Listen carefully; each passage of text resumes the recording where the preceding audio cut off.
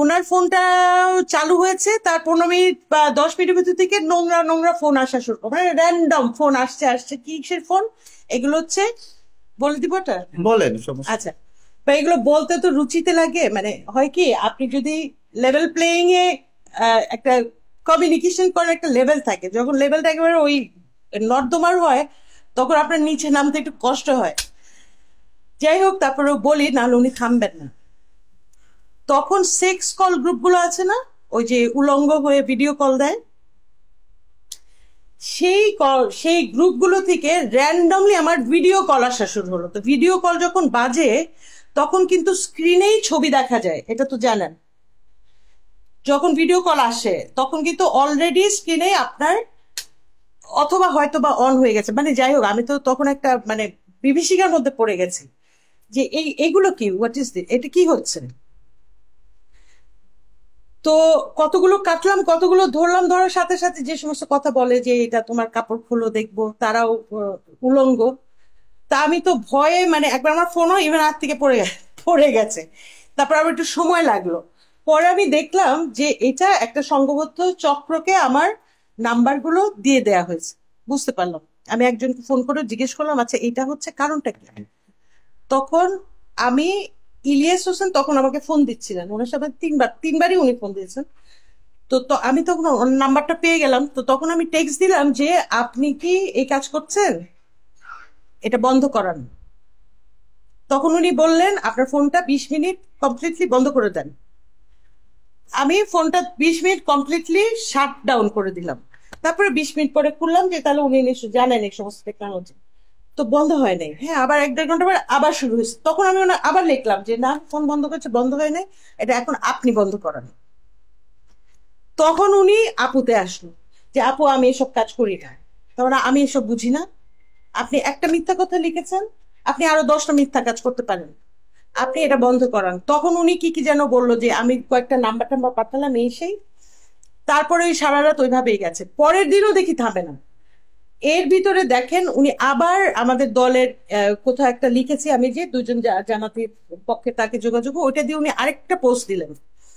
উনি ফোন করলেন আপনি জামাতের বিরুদ্ধে কেন। আমি ইন্ডিয়ান আধিপত্যের বিরুদ্ধে এবং আমি অবশ্যই জামাতের বিরুদ্ধে, কারণ এই এই 5ই আগস্টের পরেও জামাত একটা সুযোগ পেয়েছিল সাধারণ মানুষের গ্রহণযোগ্যতা পাওয়ার। আমার মতো মানুষ আমরা ওপেন ছিলাম, কিন্তু তারপরে দেখা গেল যে না, ওরা রাজাকারি। ওই একবার বলে আওয়ামী লীগের দিকে, একবার বলে ইউনূসের দিকে, মানে দল পাল্টানো, সুর পাল্টানো। এই কারণে আমি সাপোর্ট করি না। যাই হোক, এখন সেই সেক্স কলের ব্যাপারে আমি তারপরেও থামে না। একটা স্ক্রিনে আমি ওই লোকটাকে জিজ্ঞেস করলাম যে আপনি আমার নাম্বার কোথায় পেয়েছেন। ওনারা অনেকে লিখেছেন ইলিয়াস হোসেন আপনার নাম্বার দিয়েছে, ইলিয়াস হোসেন আপনার নাম্বার দিয়েছে। তো আমি একটা স্ক্রিনশট ওনাকে দিলাম যে এটা আপনার উপরে যায়। তখন উনি বললো যে না, আপনার দলের লোকজন করাচ্ছে, ওদের খুঁজে বের করেন, ওদের ব্যবস্থা নেন, এটা ঢাকা থেকে করাচ্ছে। এটুক পর্যন্ত কথা। কিন্তু আমার বক্তব্য, ইলিয়াস হোসেনে তারপরেও ইলিয়াস ভাই পোস্ট দিয়েই যাচ্ছেন। আবার বলেন কি দল থেকে নাকি কি লোকে সরে যাচ্ছে, আমরা নাকি মাত্র 2.5 জন। হ্যাঁ আমরা 2.5 জন কেন বাবা, আমরা 2 জন, একজনই থাকবে। কিন্তু ওই একজনও তো আপনি ফেস করতে পারবেন না। আর আপনি যে লিখেছেন আমি অনুনয় বিনয় করেছি, স্ক্রিনশট দিবেন দেন, কারণ আমি কি লিখেছি তো আমার কাছেও আছে। মানুষের মানে আমার ভদ্রতাটাকে উনি একটা কি হিসেবে নিয়েছেন, সুযোগ, একটা দুর্বলতা হিসেবে নিয়েছেন।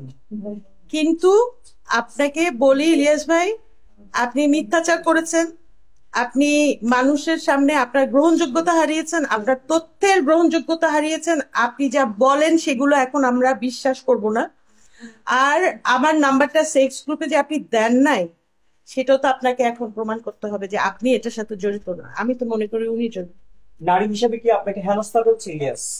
আচ্ছা, নারী না, এক হচ্ছে তো মানুষ হিসেবে হেনস্থা করো, আর সেক্স গ্রুপে ওই সমস্ত নোংরা জায়গায় ছবি দেওয়াটাকে হেনস্থা করা, এটা একটা অপরাধ। ওকে, উনি একটা অপরাধ করেছেন। আইনগত ব্যবস্থা না না না, আমি কোনো আইনগত ব্যবস্থা কয়জনের বিরুদ্ধে নিবেন? আর আইনগত ব্যবস্থা এগুলো হয় না তো। যে ডিজিটাল সিকিউরিটি অ্যাক্টের কথা বলেন, এগুলো শুধু আপনি করবেনই, কোনো ফল আপনি পাবেন না, কোনো প্রতিকার পাবেন না। সাংবাদিক ইলিয়াস হোসেন আম জনতা দলের থেকে আমি যেন সরে যাই, আচ্ছা, ওনার যে কোনো কাজের অবজেক্টিভ জিনিসটা একটা উদ্দেশ্য আছে, উনি নাহলে খামাখা আমাকে নিয়ে কেন পড়বেন? কেন বলবেন যে আমি 16 লক্ষ টাকা তারেক 60 লক্ষ। দিয়েছি? সরি, 60 লক্ষ, ভুলে গেছি।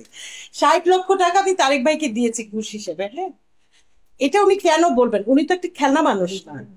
ওনাকে কাউকে কনভিন্স করতে হয়েছে, ওনার সোর্স ঠিক করতে হয়েছে, ওনার সময় দিতে হয়েছে, দুটো টেলিফোনে কথা বলতে হয়েছে, একটা ইমেইলে গেছে, সেই ইমেলটা রিসিভ করতে হয়েছে, তাই না? অনেক কাজ করতে হয়েছে। তাহলে উনি এটা কেন করলেন? আমি ওনাকে স্ট্রেইট জিজ্ঞেস করেছিলাম যে আচ্ছা আপনি আসলে কি চান, মানে কেন করলেন এগুলো? তখন উনি বললেন যে আপনি তারেকের পাশ থেকে সরে যান। আচ্ছা, কেন সরে যাব? আপনি আমজনতার দল থেকে সরে যান। বললাম কেন? বলে ওই দলটা ওনাদের কন্ট্রোল করতে হবে। আমি একেবারে খোলা মেলা বলে বলি, আমজনতা ফোন দিয়েছে? ইলিয়াস সাহেব আমাকে ফোন দিয়েছিলেন 2 দিন বা 3 দিন পরে, এবং ফোন দিয়ে বলেছেন তারেকের কাছে আমার নাম্বার আছে, আপনি তারেকের কাছ থেকে আমার নাম্বার নিয়ে ফোন করলেন না কেন? তার মানে আমি কোনোদিন আপনাকে ফোন করতাম না। আমার ওয়ারেন্ট হয়ে আছে, আমি জামিন নিতে যাই না, কারণ ওই কাজটা অন্যায়। তা আপনি আমার বিরুদ্ধে একটা অন্যায় করেছেন, মিথ্যা কথা লিখেছেন, আমি আপনাকে কেন ফোন করবো? আমি কোনোদিন আপনাকে ফোন করতাম না। তারপর ওনাকে বললাম যে আপনি একটু, আপনার সোর্স খুব খারাপ, যেই সোর্স দিয়ে আপনি সাংবাদিকতা করেন অত্যন্ত নিচু মানের সোর্স, আপনি সোর্স পাল্টান, লাগলে বলেন, আমরা দিব। তারপর উনি বললেন আচ্ছা ফোন রাখেন। তারপরে সম্ভবত উনি আমার সম্পর্কে খোঁজ খবর করেছেন, আমার ধারণা খোঁজ খবর করেছেন, বা আমার ফেসবুক তো খুব পাবলিক পোস্ট সব হয়তো দেখেছেন। এরপরে উনি নরম হলেন এবং আপু বললেন। এর আগের বার বেশ থ্রেট ছিল। তখন উনি বললেন যে আপু আপনার কিছু হবে না, আপনি সরে যান। তখন আপনার কনফ্লিক্ট তাহলে আমজনতা দলের সাথে, রাইট? ক্লিয়ার করেন, দেখি আপনাকে আমি হেল্প করতে পারি কিনা। তো উনি এক পর্যায়ে বললেন ইয়েস, ওনার কনফ্লিক্ট হচ্ছে আমজনতার দলের কেন উনি এটা করছেন। বুঝাতে পেরেছি? আমজনতার দল ওনার এবং পিনাকি ভট্টাচার্যের এবং একটু জামাতের লোকজনের কথা অনুযায়ী বাংলাদেশের রাজনৈতিক মুভগুলো নেবেন, রাজনৈতিক স্ট্যান্ডগুলো করবেন, এটা ওনাদের প্রত্যাশা। সেই প্রত্যাশাটা পূরণ হচ্ছে না বিধায় উনি একটার পর এক এক করে আমার পোস্টগুলো ডিলিট করেছেন। এবার আসেন পোস্ট ডিলিটের সব।